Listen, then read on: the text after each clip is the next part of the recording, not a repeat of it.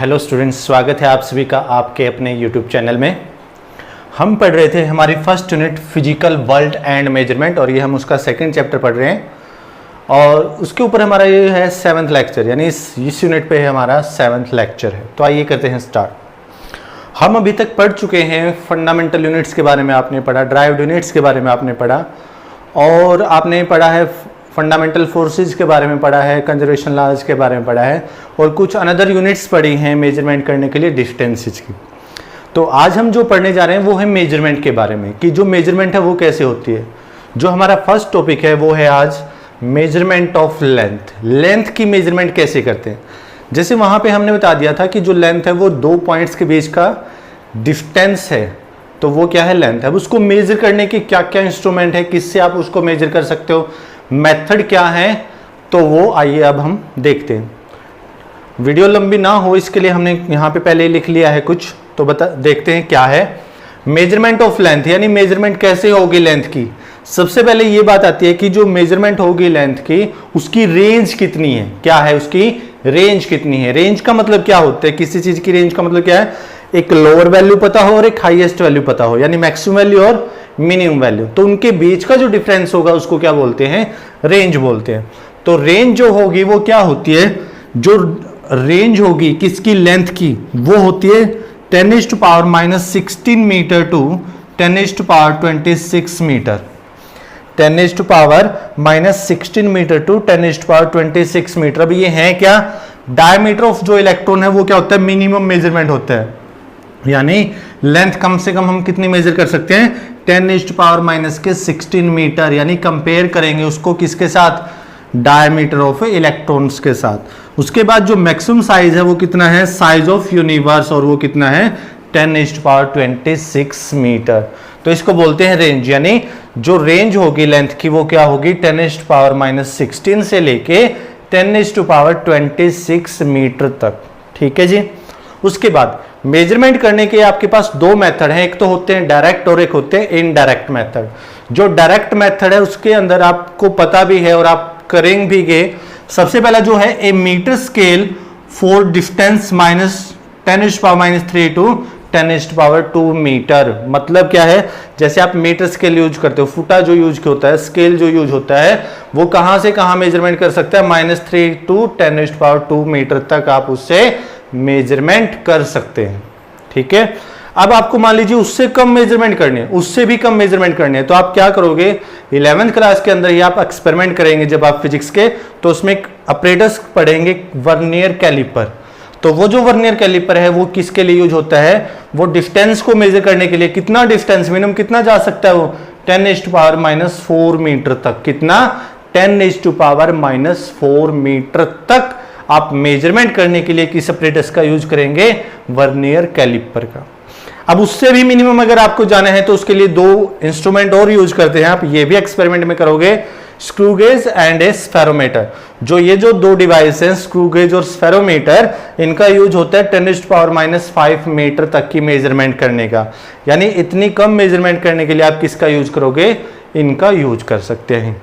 तो और भी बहुत सारे मेथड हैं जिसका आप यूज करते हो मेजरिंग दी लेंथ, लेंथ को मेजर करने के लिए जिसका आप यूज करते हो। इनडायरेक्ट मेथड में हम पढ़ते हैं, सबसे पहले है पैरालैक्स मेथड। ये जो पैरालैक्स मेथड है यही हमारे सिलेबस में, बाकी ये जो दूसरे मेथड है वो हमारे सिलेबस में नहीं है, तो हम इसको डिटेल में भी पढ़ेंगे। उसके बाद है इक्को मेथड। इक्को मेथड भी डिस्टेंस को मेजर करने का एक मेथड है, जिसके अंदर क्या किया जाता है, इक्को का यूज। इक्को का मतलब क्या है कि जो साउंड है उसको निकाला जाता है, यानी वो किसी हिल वगैरह से टकरा कर वापिस आती है तो उसके आने और जाने के टाइम की मेजरमेंट की जाती है स्पीड से, और उसका यूज करके हम क्या निकाल सकते हैं, स्पीड का यूज करके और टाइम का यूज करके हम डिस्टेंस निकाल सकते हैं।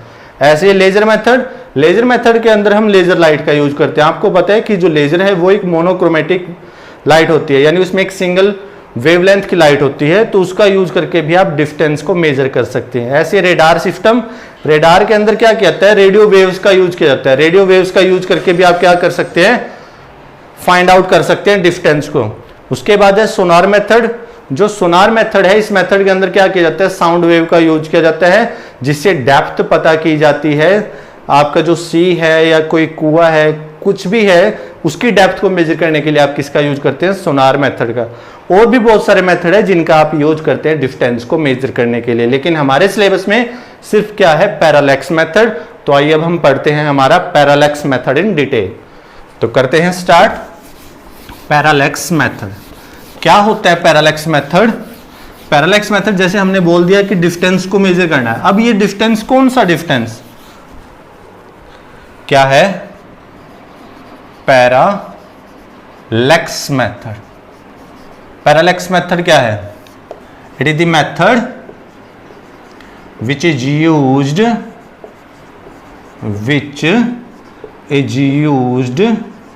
टू मेजर, किसको मेजर करने के लिए?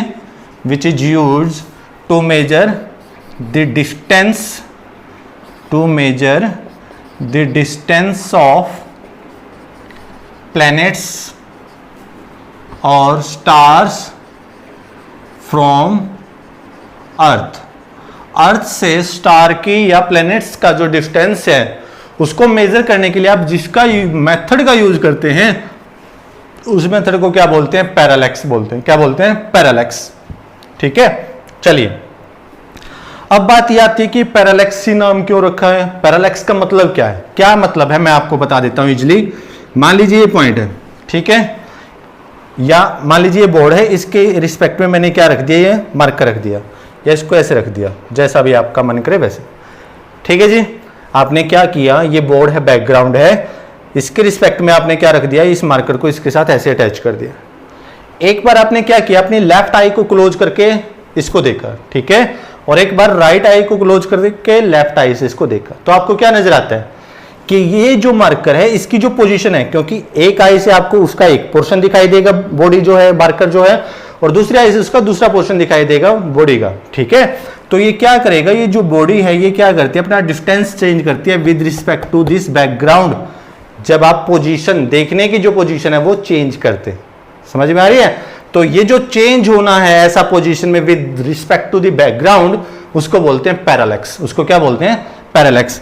जैसे ये मार्कर है, एक बार मैंने इसको यहां से देखा ए पॉइंट से, एक बार मैंने इसको बी से, या फिर ये बोलो ये मेरी लेफ्ट आई है और या फिर ये मेरी क्या है? राइट आई है। ठीक है, यहां से ये और यहां से ये।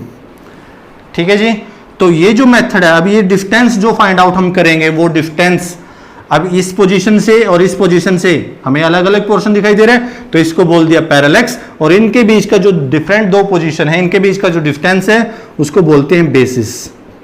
उसको क्या बोलते हैं? बेसिस बोलते हैं। ठीक है जी, तो आइए देखते हैं आगे क्या है।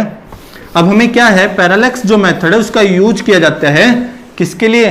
स्टार या प्लैनेट्स के डिस्टेंस को अर्थ से मेजर करने के लिए। कैसे करेंगे? आपको पता है कि जो अर्थ है वो एलिप्टिकल ऑर्बिट में रोटेट करती है अराउंड द सन। ठीक है, क्या करती है?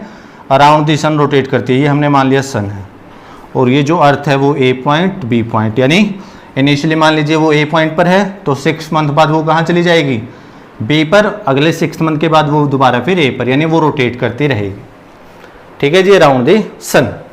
उसके बाद हमने यहाँ पर एक स्टार कंसिडर कर लिया, नियरेस्ट स्टार, जिसको क्या बोलते हैं? Nearest star. ठीक है, एन।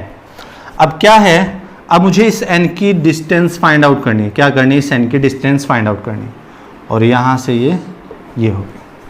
ठीक है जी, ऐसे ही हमने फारेस्ट स्टार यानी फारेस्ट स्टार को कंसिडर कर लिया। कैसे? ये मान लीजिए एक यहाँ पे ये बन गया जी। ठीक है, ये बन गया। आगे बात समझ में। उसके बाद इसने जो फारेस्ट स्टार है इसने कितना एंगल बनाया? यहाँ पे हमने माना θ1, और इसने कितना बनाया? θ2। अगर ये θ1 है तो ये एंगल भी क्या हो जाएगा? θ1, और ये θ2 है तो ये भी क्या हो जाएगा? आपका θ2 हो जाएगा। ठीक है, अच्छा, अर्थ और सन के बीच का डिस्टेंस कितना पड़ा था आपने? 1 एस्ट्रोनॉमिकल यूनिट पड़ी थी। क्या होता है? अर्थ के सेंटर और सन के सेंटर के बीच का जो डिस्टेंस होता है उसको क्या बोलते हैं? 1 एस्ट्रोनॉमिकल यूनिट। यानी ये 1 एस्ट्रोनॉमिकल यूनिट और ये भी क्या हो जाएगा? 1 एस्ट्रोनॉमिकल यूनिट। ठीक है, कैसे? Let n is the nearest star, N क्या माना हमने, nearest star, and F R the farthest stars, वो क्या माने हमने, फारेस्ट स्टार्स। अब एंगल क्या है, एंगल या तो क्या हो जाएगा एंगल का नाम, F A N is equal to किसके इक्वल बन गया जी, ए एन एस थीटा 1, और दूसरा F B N is equal to B N S कितना, थीटा 2। ठीक है, दोनों को कंबाइन कीजिए। So A N S plus B N S B N S is equal to किसके इक्वल बन गया, पूरे एंगल का नाम ए एन बी, किसके इक्वल बन गया, ए एन बी, और इसकी वैल्यू कितनी बन गई, थीटा 1 प्लस में थीटा 2। ठीक है, अब डिस्टेंस ए बी किसके इक्वल है, ए एस प्लस में S B, A S plus में एस बी। ए एस की वैल्यू 1 एस्ट्रोनॉमिकल यूनिट और एस बी की वैल्यू भी 1 एस्ट्रोनॉमिकल यूनिट, यानी कितना बन गया ए बी, 2 एस्ट्रोनॉमिकल यूनिट, और आपको पता है 2 एस्ट्रोनॉमिकल यूनिट की वैल्यू 1.5 इंटू 10⁻11 मीटर। ठीक है, तो ये कितना बन गया, 3 इंटू 10⁻11 मीटर। ये भी आ गया और एंगल भी आ गया, रह गया क्या निकालना, डिस्टेंस। कैसे, वी नो, क्या पता है हमें, angle is equal to arc upon radius. ठीक है, तो आर्क की वैल्यू, आर्क क्या है आपकी, ए बी, रेडियस आपको निकालनी है यानी डिस्टेंस ए एन, और ये एंगल आपको बताइए कितना, थीटा 1 प्लस में थीटा 2। तो A N is equal to क्या हो जाएगा, A B divide by angle. A B की वैल्यू 3 इंटू 10⁻11 और एंगल की वैल्यू थीटा 1 प्लस में थीटा 2, थीटा 1 प्लस में थीटा 2। तो आप यहां से क्या कर सकते हैं, डिस्टेंस फाइंड आउट कर सकते हैं, यानी आपको अगर एंगल पता हो तो आप डिस्टेंस फाइंड आउट कर सकते हैं, किसका, स्टार का, फ्रॉम द अर्थ। समझ में आ रही है। अच्छा, एक और छोटी सी बात, ये जो पैरालैक्स मेथड है हमने बोल दिया डिस्टेंस, तो इसकी लिमिट कितनी है जी, कितना मेजरमेंट कर सकता है, तो ये कितना मेजरमेंट कर सकता है, 100 लाइट ईयर तक। कितना, 100 लाइट ईयर तक, यानी अप टू 100 लाइट ईयर जो स्टार प्रेजेंट है अर्थ से, तो उसको मेजर करने के लिए, उसका डिस्टेंस मेजर करने के लिए आप किसका यूज कर सकते हैं, पैरालैक्स मेथड का यूज कर सकते हैं। यानी पैरालैक्स मेथड वो मेथड है जिसका यूज किया जाता है किसी भी प्लेनेट या स्टार्स का distance from earth, distance find out करना अर्थ से, उसको क्या बोलते हैं, पैरालैक्स मेथड। और पैरालैक्स का मतलब भी मैंने बताया है कि अगर वो क्या करे, अपनी पोजीशन चेंज करे with respect to the background, तो उसको बोलते हैं पैरालैक्स। और जो दो पोजीशंस है उनके बीच का जो डिस्टेंस है उसको बोलते थे बेसिस, और उसके बेस पे आपने क्या निकाल लिया, डिस्टेंस फाइंड आउट कर लिया। डिस्टेंस फाइंड आउट करने के लिए दो ही चीजें हमें चाहिए, क्योंकि हमें पता है कि एंगल इज इक्वल टू होता है आर्क अपॉन रेडियस। अगर आपको रेडियस, क्योंकि ये रेडियस है और ये आर्क है, आर्क पता है, एंगल पता है, तो आप क्या निकाल सकते हैं, रेडियस निकाल सकते हैं। तो radius is equal to arc upon angle, arc की वैल्यू ए बी और एंगल की वैल्यू थीटा 1 प्लस में थीटा 2, और ए बी की वैल्यू हमें पता है 3 इंटू 10⁻11। तो इतना अगर आपको थीटा 1 और थीटा 2 की वैल्यू पता लग जाए तो आप क्या फाइंड आउट कर सकते हैं, स्टार का डिस्टेंस फाइंड आउट कर सकते हैं फ्रॉम द अर्थ। ठीक है जी, तो एक बार नोट कर लीजिए, उसके बाद हम करते हैं आगे।